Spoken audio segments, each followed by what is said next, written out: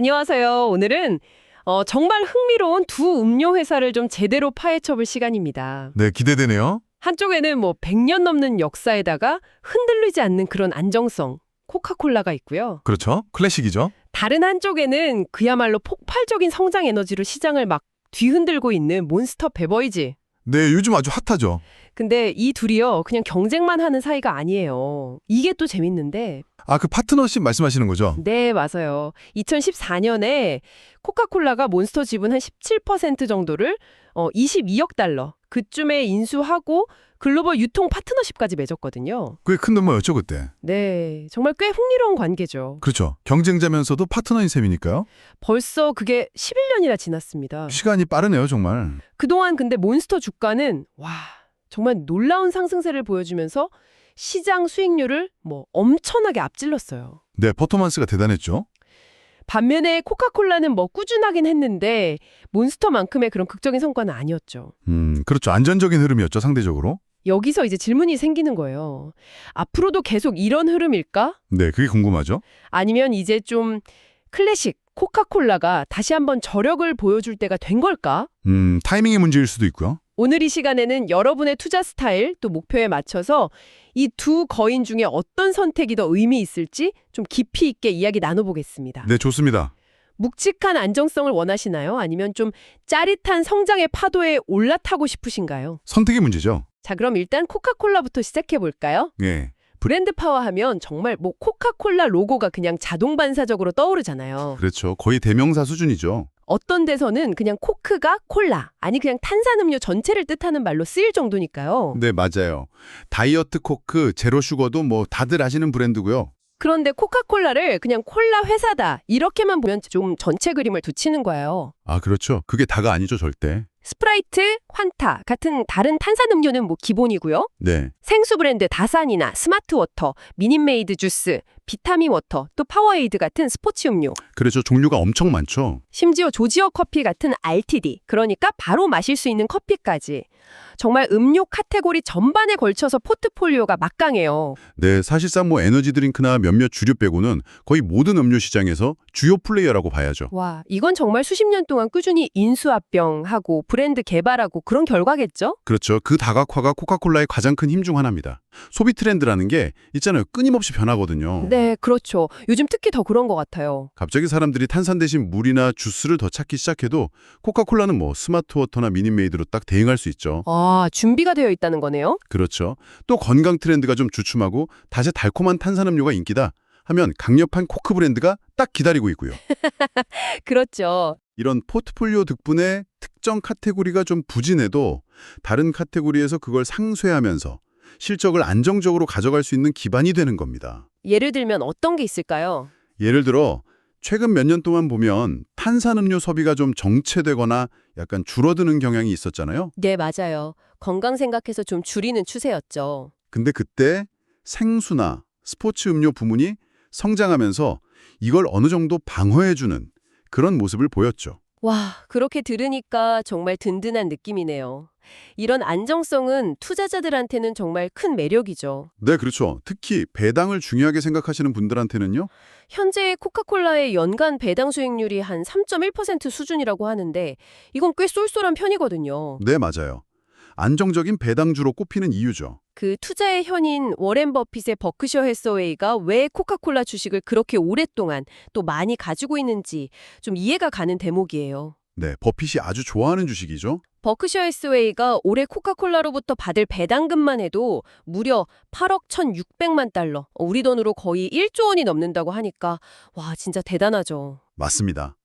그 배당금 규모 자체가 코카콜라가 얼마나 꾸준히 현금을 잘 만들어내는지를 보여주는 상징적인 지표죠. 네네. 물론 코카콜라라고 해서 항상 순탄했던 건 아니에요.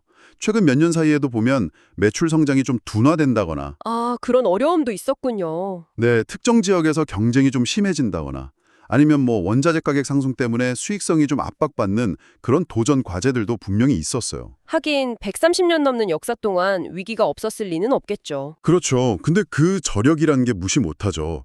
위기 때마다 사업 구조를 바꾸고 또 새로운 성장 동력을 찾아내면서 극복해 왔으니까요. 네.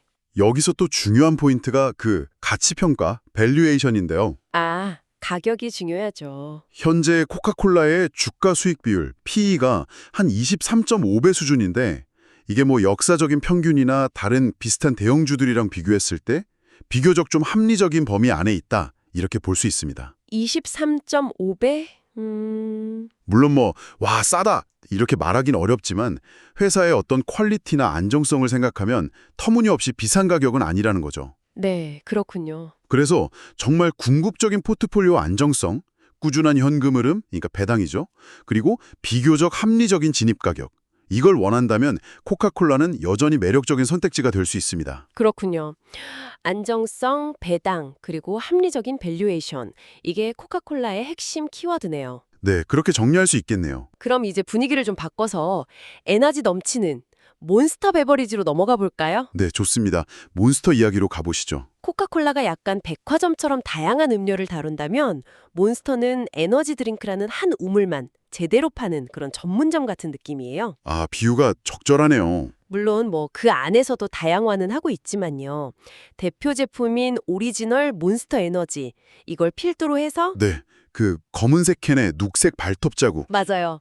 그리고 칼로리 걱정 없는 울트라 라인 이건 또 하얀 캔이죠. 네, 그것도 인기 많죠. 과일 주스를 넣은 주스 몬스터 라인도 있고 운동 능력 극대화 이런 컨셉의 레인 토탈 바디 퓨얼 시리즈까지 정말 에너지 드링크 카테고리 안에서 되게 세분화된 니즈를 공략하고 있어요. 그렇죠. 타겟이 명확하죠. 저도 가끔 피곤할 때 커피 대신 자바 몬스터 마시거든요. 이것도 꽤 인기 있죠? 네, 커피랑 에너지 드링크를 합친 거죠. 그것도 꽤 자리를 잡았어요. 확실히 에너지 드링크 시장에 대한 집중도가 굉장히 높네요. 맞아요. 그런데 몬스터가 단순히 그냥 기존 제품 라인업만 지키는 건 아니에요. 사업 확장에 대한 의지도 굉장히 강합니다. 그런가요? 2014년에 코카콜라랑 거래하면서 에너지 드링크 사업부를 넘겨받은 것도 있고요. 특히 인상적이었던 건 그 경쟁사였던 뱅에너지와의 스토리입니다. 아, 뱅에너지. 저도 들어봤어요. 되게 시끄러웠죠. 네, 엄청 치열하게 경쟁하고 막 소송전 벌이고 그랬거든요. 근데 결국 뱅에너지가 파산하자 몬스터가 비교적 헐값의 뱅에너지 브랜드를 그냥 인수해버렸죠. 와, 정말 공격적이네요. 이건 몬스터가 시장 지배력을 어떻게 강화하는지를 아주 잘 보여주는 사례예요. 단순히 시장 파이를 키우는 것뿐만 아니라 경쟁자를 아예 제거하고 그 파이까지 흡수해버리는 거죠. 와, 정말 드라마틱했네요. 그런 공격적인 행보 덕분인지 몬스터 성장세는 진짜 무섭습니다. 네, 그렇죠. 에너지 드링크 시장 자체가 일반 음료나 탄산음료 시장보다 훨씬 젊고 역동적이잖아요. 네, 시장 자체가 계속 크고 있죠. 북미 지역에서는 여전히 연간 두 자릿수 매출 증가율을 기록하는 경우가 많고 새롭게 진출하는 해외 시장에서는 막 20%를 훌쩍 넘는 성장률을 보여주기도 한대요. 네, 특히 해외 성장세가 무섭죠. 몬스터는 이 고성장 시장의 파도를 정말 제대로 타고 있는 핵심 플레이어라고 할 수 있겠네요. 그 성장의 배경에는 몇 가지 중요한 전략이 있습니다.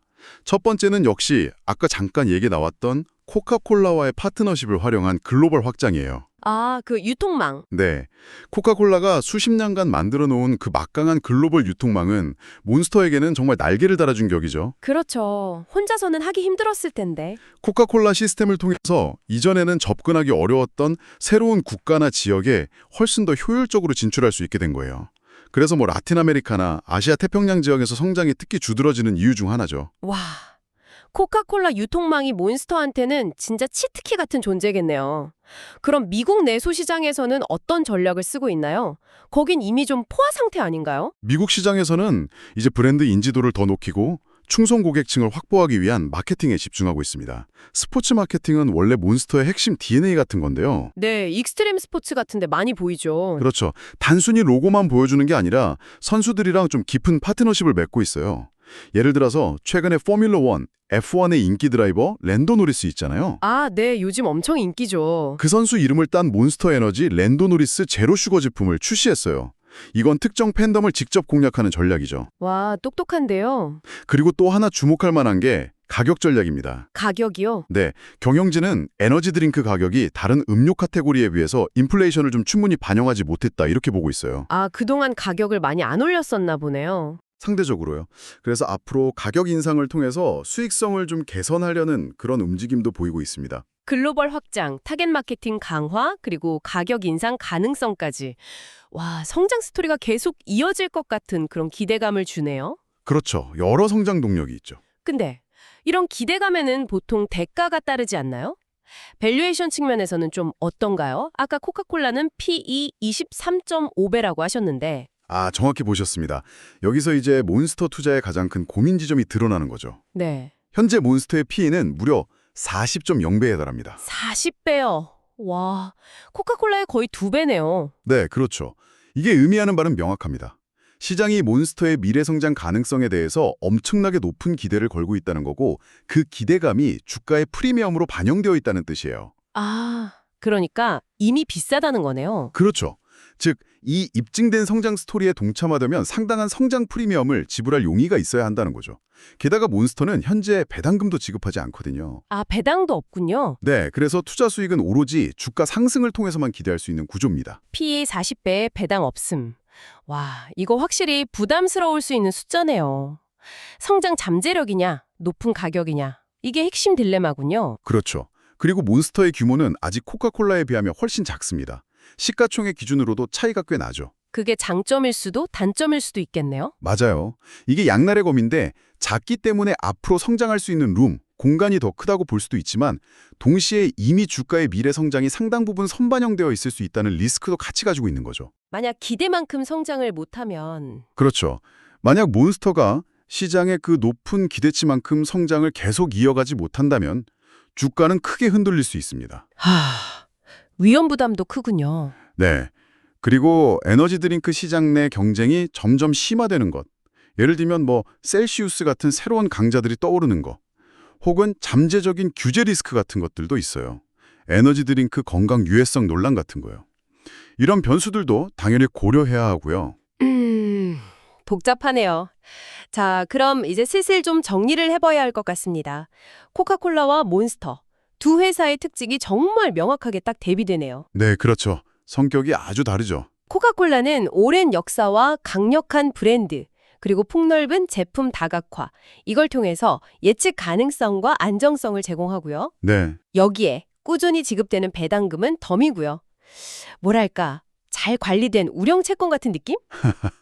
아, 네. 그런 비유도 가능하겠네요. 반면에 몬스터는 에너지 드링크라는 그 고성장 활주로 위를 막 달리는 제트기 같아요. 오, 제트기요. 폭발적인 성장 잠재력을 가졌지만 그만큼 높은 고도, 즉 밸류에이션에서 비행하고 있고 또 예기치 못한 난기류, 그러니까 변동성이나 경쟁, 규제 같은 걸 만날 가능성도 있고요. 그렇죠. 리스크가 있죠. 배당금이라는 안전벨트 없이 오직 속도, 성장의 모든 것을 거는 그런 투자에 가깝네요. 네, 정확합니다. 그럼 투자자 입장에서는 어떤 선택을 해야 할까요? 이게 정답이 있는 문제는 아니겠죠. 물론입니다. 더 좋은 주식이란 건 없어요. 당신의 투자 목표, 투자 기간, 그리고 위험을 얼마나 감수할 수 있느냐, 그 성향에 더 맞는 주식이 있을 뿐이죠. 더 맞는 주식? 네, 만약 예를 들어서 당신이 은퇴를 좀 앞두고 있거나 한 10년 이내, 혹은 투자 때문에 밤잠 설치는 걸 정말 극도로 싫어하신다면 네, 저 같은 사람. 아, 네. 그런 분들이라면 코카콜라의 안정성, 예측 가능성, 그리고 꾸준한 배당금이 주는 그 심리적인 안정감이 더 중요할 수 있습니다. 변동성은 좀 낮추고 꾸준한 현금 흐름을 확보하는 데 초점을 맞추는 거죠. 네, 마음 편한 투자. 그렇죠. 반대로 좀 젊고 투자 기간이 10년, 20년 이상 길게 남아있다면 어떨까요? 그런 경우에는 이제 시간이라는 가장 강력한 무기를 가지고 있는 셈이잖아요. 그렇죠. 시간이 무기죠. 단기적인 주가 변동성을 충분히 감내할 수 있다면 몬스터의 그 높은 성장 잠재력에 한번 베팅해 볼 수 있습니다. 장기적인 관점에서. 네. 물론 P 40배라는 그 높은 가격하고 배당금이 없다는 점은 분명히 감수해야 할 부분이에요.